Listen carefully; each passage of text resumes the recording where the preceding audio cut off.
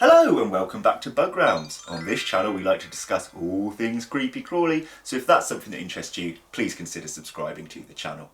So guys, this is going to be a sad update today. I'm very sorry, but I did pop out a post on my community tab to see whether or not you wanted me to create this video, and a majority of you voted yes. And it is kind of important to share this information around. I just don't like sad updates.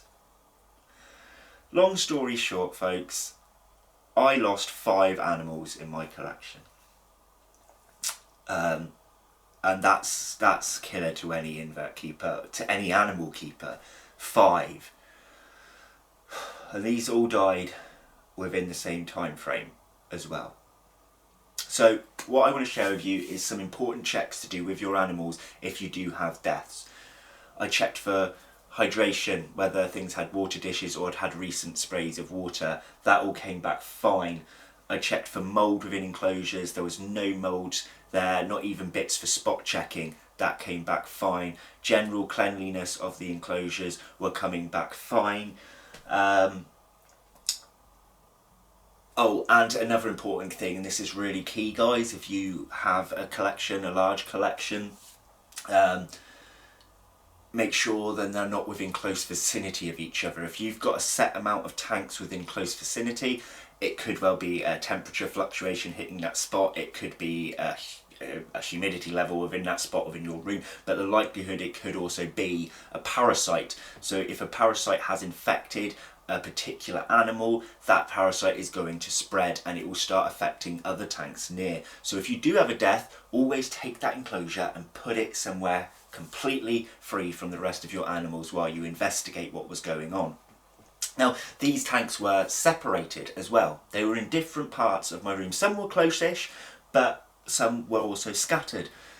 So those checks didn't come back as it being a parasite or temperature fluctuation within one part of the room. What did come back that they shared in common were in fact crickets.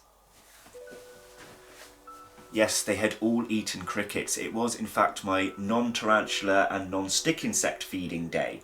So I feed my teas based on abdomen size and so on and so forth. I also feed my stick insects twice a week, although once a week is normally fine, but I have a pretty hefty culture of Uracantha that are greedy, so I have to do that twice a week. So it was my non-tarantula inverts, which consisted of mantis, true spiders, beetles, assassin bugs, isopods and so on and so forth. And I have worked out now, I went through every single one and every single death of what they had eaten that day. Now 7 of my non-T inverts had eaten crickets. Yeah, these cuties here. 7 of them had eaten these crickets and 5 of them had passed away. Now these 5 also passed away within 4 days of eating the crickets. Now one of my inverts actually had a discoloured abdomen at the end. It had gone blackish, and that was just before it passed away. So I thought originally when that one died it was some sort of abdominal problem or prolapse, but then when the others dropped like flies too, I thought it must be these guys, it must be these crickets. So what did I feed these crickets? Well, the ones that ate them were 2 orchid mantises, 2 S. florentina true spiders, 1 E. atrica true spider, assassin bug of P. horrida, and my vinegarine.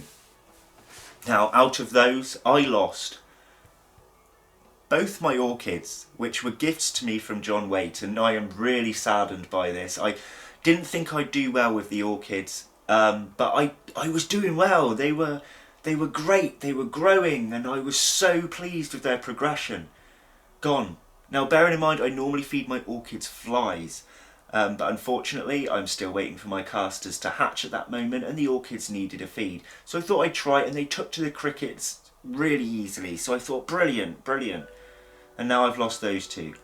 I lost my 2 tube web spiders, my S. florentina. Now I can actually get these wild caught in my area, and these were wild caught as well.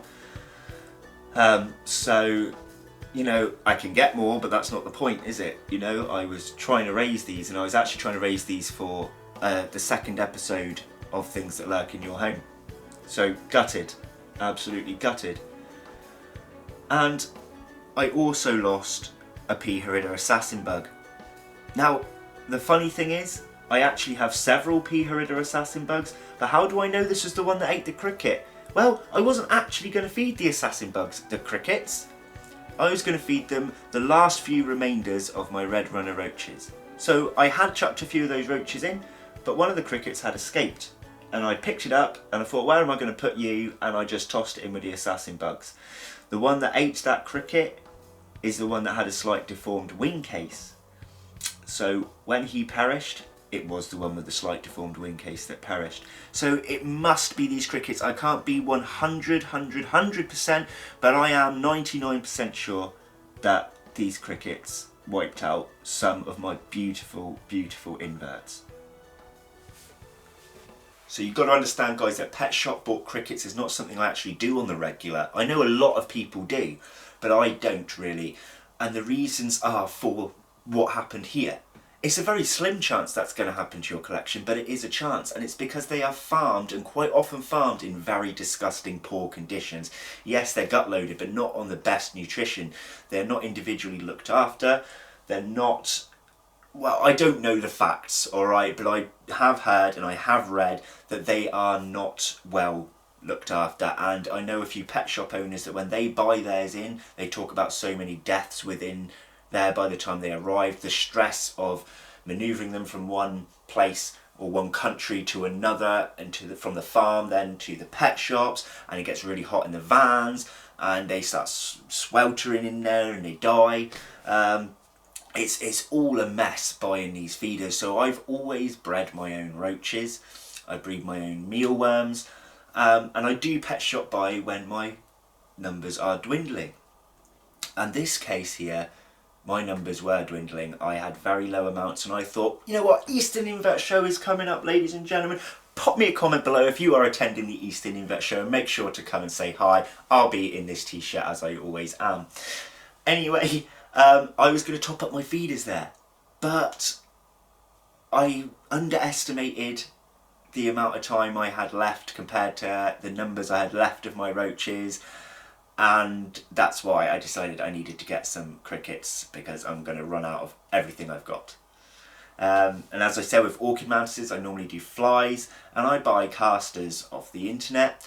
I haven't attempted buying them from maggots yet. That's something I should really do and maybe document. But yeah, I buy casters, and I bought them a couple of days later than normal, and they were taking a couple of days later to hatch, obviously. So that's why I attempted crickets with those. And of course, crickets, as I said before, being raised in disgusting conditions, will have disgusting innards. Whatever nutrition your feeders are getting is being passed on to your reptile or invert that's eating them.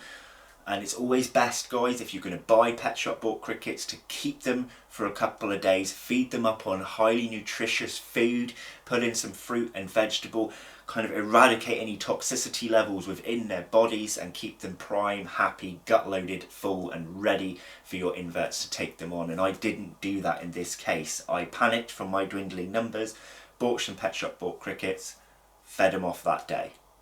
So it's not just the crickets' fault here. In fact, it's not the crickets' fault. It's not their fault they were farmed in poor conditions. But it is my fault as a keeper. And I'm sorry that I've let people down and had losses. And I'm not saying that because I want attention, or I want sympathy, or I want comments to make me feel better about myself. It's the absolute truth, and I'll hold my hands up anytime I make a mistake. And I think that's important, because others, as well as myself, will learn from such mistakes. You can't always just think it will be alright this time. So that's the story for today's video. I'm sorry it was a sad one. And I'm sorry that I kind of failed you at the moment. But, you know, we got good things coming up, and I'm not going to make that mistake again. I don't want to put people off buying stuff, buying their feeders, or thinking, oh my god, I cannot buy crickets now, it's going to kill my collection. That's not what this video is about. But make sure you plan your feeding times correctly, And when you buy your pet shop bought animals, especially crickets, make sure to feed them nutritious food first. Look out for deaths. Any dead crickets in the pot, take them out. Keep them in a clean environment, a larger tub. Take them, don't just keep them in that thing. Move them to a larger tub so they've got freedom. They're not trampling on each other and pushing around all the yuckiness in there all over their bodies for your animals to eat.